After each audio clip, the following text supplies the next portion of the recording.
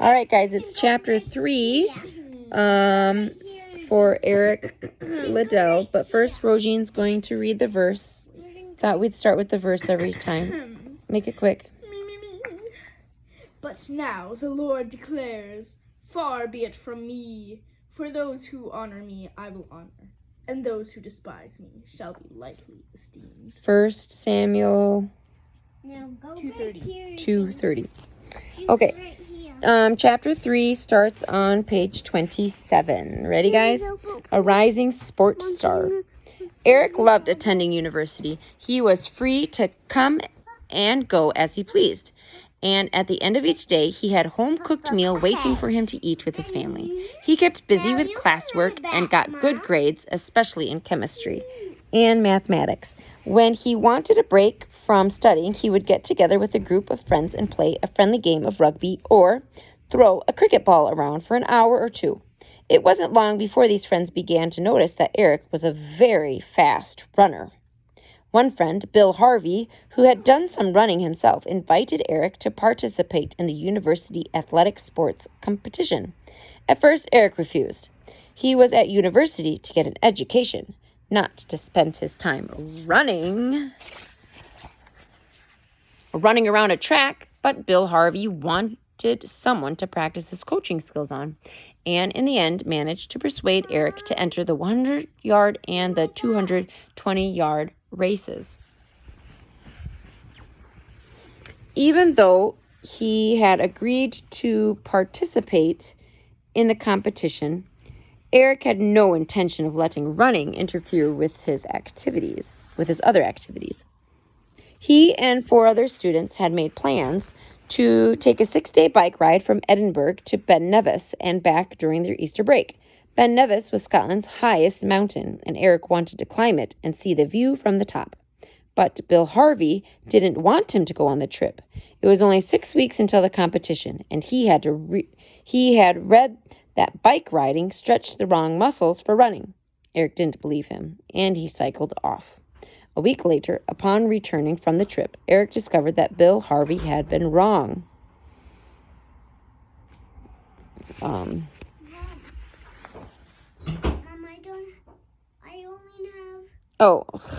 Eric discovered that Bill Harvey had been right. When he tried to run, his leg muscles stiffened up, and he knew it was going to be a tough job to get back into shape for the race. In the morning, it's going to be Christmas. Zuri thinks tomorrow morning is going to be Christmas. It's not. The 5 weeks leading up to the competition were busy. Bill Harvey took coaching seriously and spent many hours with Eric, massaging his leg muscles to make them stretch the right way again. As race day approached, Eric began to get nervous. It was one thing to run at Eltham College, where everyone knew him and where his own brother was, the main competition. It was another thing to run in front of 1,000 strangers. Finally, in May 1921, the day of the competition rolled around. Bill Harvey had worked hard to get Eric's body in shape for his first competition in Scotland. Of course, Eric didn't think he could win his races. Scotland's best running star, Innes Stewart, was competing against him in both events. Eric did hope, however, to be among the first 3 runners to finish the race. Eric Liddell and Innes Stewart were set to race against each other in the first heat of the 100-yard sprint. Eric jogged nervously to the starting line. It was a hot day, and he wiped his brow and his white singlet before crouching on the starting line beside the other runners in the heat. The starter's pistol let out a loud crack, and the runners sprang forward. The crowd cheered wildly for Innes Stewart, and in less than 11 seconds, it was over. As expected, Innes Stewart had finished first, but right on his heels was Eric Liddell. The final of the race was held later that afternoon. The race played out much as the heat had in the morning, but with just one difference. This time it was Eric Liddell who burst through the finish tape to win the race, and Innes Stewart, who was close behind. Eric had won the 100-yard dash. The crowd roared its approval. The next day, it was time for the 220-yard dash, Innes Stewart's specialty race. Innes was sure that no one in Scotland could beat him. And he was right. Eric came in second, losing by exactly 1 inch. The crowd went wild with excitement, as though it knew it was seeing not one, but 2 of Scotland's greatest future athletes. Eric stood proudly on the podium as he received his prize. He was thrilled to have a first and second place in the 2 races. As the crowd clapped and cheered, it didn't know it then, but it had just seen something no one else would ever see on Scottish soil again. Eric Liddell, coming in second in a race. From that time on, Eric won every single race he ever entered in Scotland. Oh, so that was the first time he ever came in second. He never lost another race. Wow. It's Burrito. She's in her tortilla blanket. I got this for my birthday. Okay, Eric expected everything to return to normal after his win. Things always had... barbecue sauce. Oh, barbecue sauce? Barbecue sauce. Okay. Eric expected everything to return to normal after his win. Things always had after he'd won a race at Eltham College. However, he soon found out things were a little different at university. As of May 1921, Eric Liddell was the top 100-yard sprinter and the second fastest 220-yard runner in the whole university. This meant that he was Edinburgh University's best hope for a medal at the Scottish University Sports Competition in 2 months. As such, he had a duty to run for his university. While he worried about his studies suffering, Eric knew he had no choice. He had to compete. Besides, he was enjoying running, and he was the fastest. The University Athletics Club decided that Bill Harvey wasn't experienced enough as a coach for its top runner. Bill was replaced by Tom McKercher, a good coach with a lot of experience. Tom McKercher took Eric to the Powder Hill Stadium, where he trained several other top Scottish athletes. The first time Eric walked into the stadium, he nearly walked right back out again. A group of experienced runners were training, and they looked completely silly to Eric. To warm up, they were running in place on tiptoe, like oversized ballerinas waving their arms wildly and rolling their shoulders at the same time. Eric told himself there was no way he was ever going to do that in front of a crowd. Tom McKercher had agreed to coach Eric because of his win at the university's competition. But as he studied Eric's terrible running style more closely, he wondered how Eric had managed to win at all. Eric had been told many times that his running style was odd. He would fling his head back, pull his arms forward, almost as if they were boxing at some invisible target. Like this? He lost count of how many times Tom McKercher tried to make him run looking straight ahead with his arms gliding smoothly at his sides. But no matter how hard he tried, Eric simply couldn't change. However, Tom McKercher did succeed in getting Eric to do the ballerina warm-up. And before long, Eric was prancing around on tiptoe before a race like everyone else. The Scottish University Sports Competition quickly rolled around. Tom McKercher was pleased with Eric's speed, if not his style. Eric won the 100-yard sprint with Ines Stewart coming in second. Their 1-2 finishes helped Edinburgh University earn the proud honor of having the best athletics team in Scotland. In 2 track and field competitions, Eric Liddell had proved himself to be a top athlete, and the more he ran, the more he won. Time after time, he broke records. He ran the 100-yard dash in 10.2 seconds and the 220 in 21.8 seconds, a full 0.2 of a second better than the previous record. He had also ran the 440-yard. It's a quarter-mile dash. It's like one lap around the track. Okay. He ran that in 52.6 seconds, so much faster than it had ever been run before in the Scottish Inter-University Games that it took about 35 years before anyone bettered it or beat it. So I got it straight. Thank you. Before long, Eric had a group of supporters who traveled from place to place to watch him run. He found this embarrassing at first, but he also thought it was a nice gesture for so many people to give up their free time to come and encourage him. Can you stop? As impressed as these supporters were with Eric's speed, they were more impressed with his attitude. Although he wanted to win each race and trained hard to do so, he always had a good attitude towards the other competitors.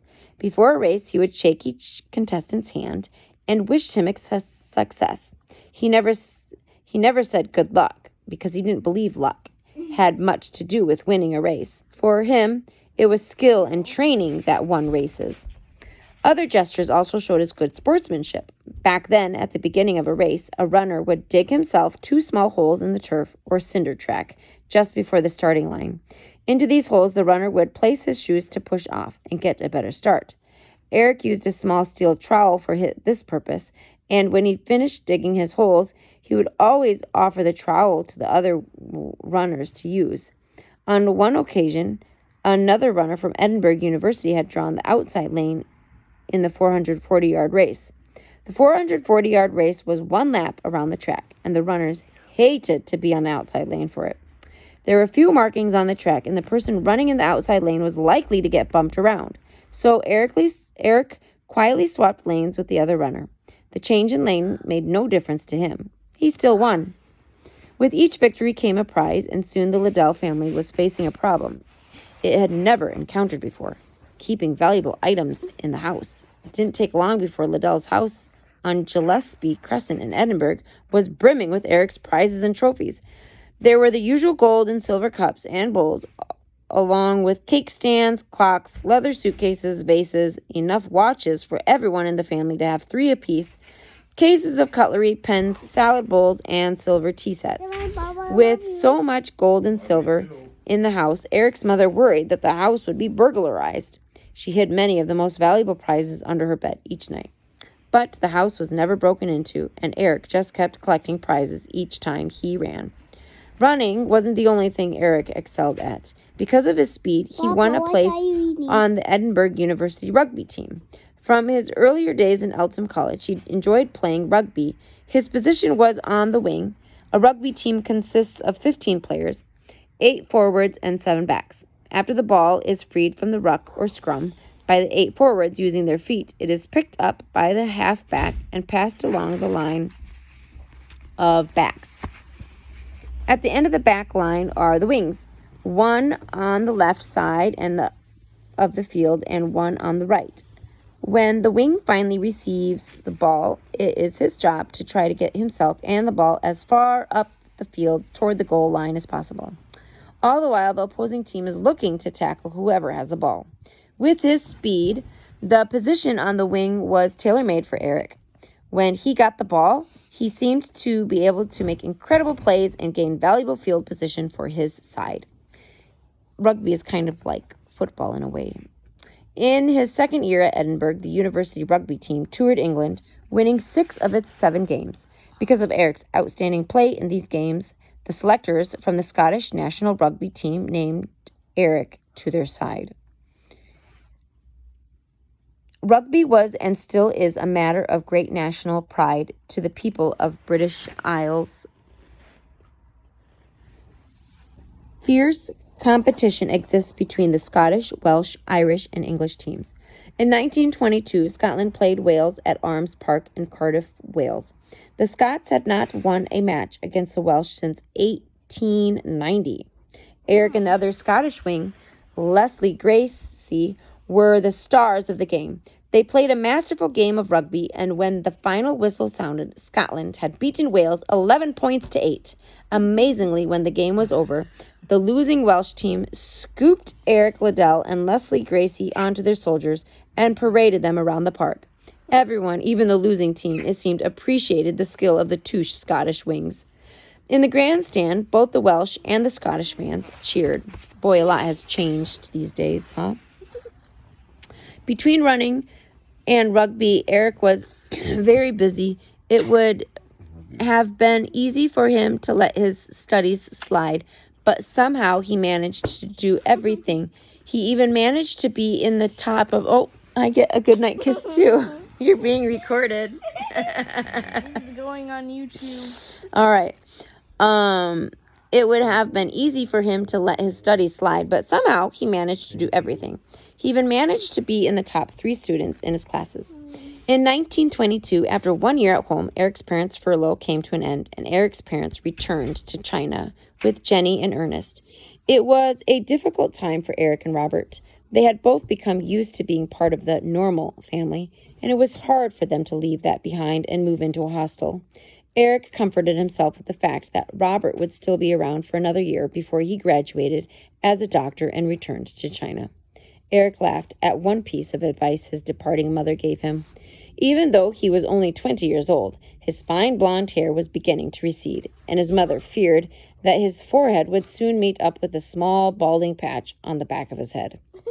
No one else in the family had gone bald that young, and Eric's mother put it down to taking too many hot showers after athletics, meetings, and rugby games. Eric wondered what his mother thought he should do after playing rugby on a muddy field for an hour and a half.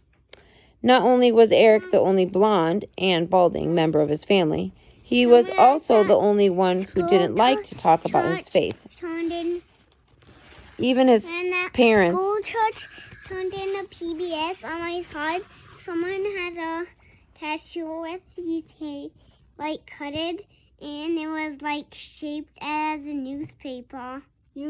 Did you get that? No, I just saw him. No, I just saw him. So he didn't even like to talk about his faith. Even his parents weren't sure what he thought about Christianity. He kept the whole matter to himself. He always went to church on Sunday, read the Bible, and lived a good life, but for some reason, he didn't feel comfortable talking to others about God. On the other hand, Robert was a very enthusiastic Christian. Not long after their parents had left for China, an evangelistic campaign was organized for all of Scotland, and Robert eagerly signed up to be a part of it. The purpose of the evangelistic campaign was to use university and high school students to share the gospel message with people all across Scotland. During their weekends and vacations, students would sleep in local churches and spend their days looking for people to invite to their nightly meetings. Many of these meetings were very successful, especially in the rural areas. The large cities, though, were much tougher. Working-class men just weren't interested in what a group of university students had to say. They were perfectly happy with their drinking, brawling, and gambling. No matter what they tried, the students couldn't seem to come up with an effective way to get their message across to these working-class people. A group of students from the University of Glasgow moved into a church in the industrial town of Armadale, halfway between Glasgow and Edinburgh. To share the gospel message there too, they too soon found themselves wrestling with the problem of getting their message across to the working class people. One member of this group was David Thompson, or DP, as he was known to most people. As DP thought about the problem, he had an inspiration. Like so many men in Scotland, the men of Armadale loved rugby. So DP thought that the students should challenge the local men to a game of rugby. Everyone agreed it was a good idea, and a date was set for the match. Many local men showed up for the game, and they played hard. In the end, the students narrowly won. It was a victory in other ways, too. The students made friends with a few of the men who had played in or watched the rugby game and invited them to their meetings. DP was pleased with the success of his idea on one hand and frustrated by it on the other. Rugby was obviously a big draw for these men, but the students couldn't play games everywhere they went. A game took too long to organize, and some of the students had been hurt while playing. Yet DP felt that rugby was an important key in getting to know the local men. Then inspiration hit him again. He had been on several evangelistic campaign trips with Robert Liddell, and the two men had become friends. DP knew that Robert was a keen Christian, and his younger brother was none other than Eric Liddell, the Scottish rugby star. If DP could persuade Robert to get Eric to speak to the men of Armadale, hundreds would turn out to hear such a famous person. The more DP thought about the idea, the more excited he became. There was just one problem. He had never heard Robert say anything about Eric's being a Christian. Still, when DP told the other students about his idea, they too were enthusiastic about it. If Eric Liddell was a Christian and would come and speak, they were sure the town hall would be filled with men.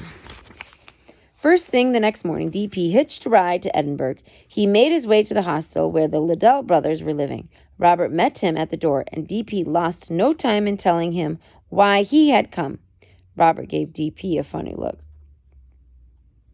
You will ask him for us, won't you? DP asked Robert. Robert shrugged his shoulders. I think you'd better ask him yourself.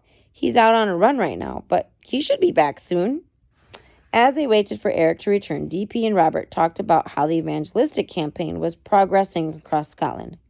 After about 20 minutes, the door finally swung open, and Eric strolled in. As soon as he saw a stranger sitting with Robert, he stopped and introduced himself. Hello, I'm Eric Liddell, he said. DP was speechless for a moment. Then his words came in a rush. Hello, I'm David Thompson. DP for short. I'm a friend of Robert. Actually, we have been on several evangelistic campaigns together. Eric nodded, and he pulled up a chair. He'd heard his brother talk about DP. Nervously, DP spilled out his plan to Eric. When he was finished, Eric sat silently. He put his face in his hands, sighed deeply. DP began to look nervous, as if he had something that was better left unsaid. After what seemed like an eternity, Eric finally looked up. All right, he said, I'll do it. Tell me where you need me and when. Like a hinge swinging, a huge door opened. That simple statement forever changed the course of Eric's life. His private life was about to become very public. Wait. What? I felt like saying we should pray before we go. Okay, go ahead. You gonna do it? I thought you were going to pray. No. I just No. felt like saying it. Oh, okay. I'll pray. Dear God, I pray for our day, whether it's you're starting school, in the middle of school, or you're ending your day, starting your day. Lord, we just thank you. We declare you are the Alpha and the Omega. You are the beginning and the end. Help us to be bold like Eric and say yes when maybe we don't necessarily feel like saying yes. Help us to be a good witness to those around us. Amen. Amen.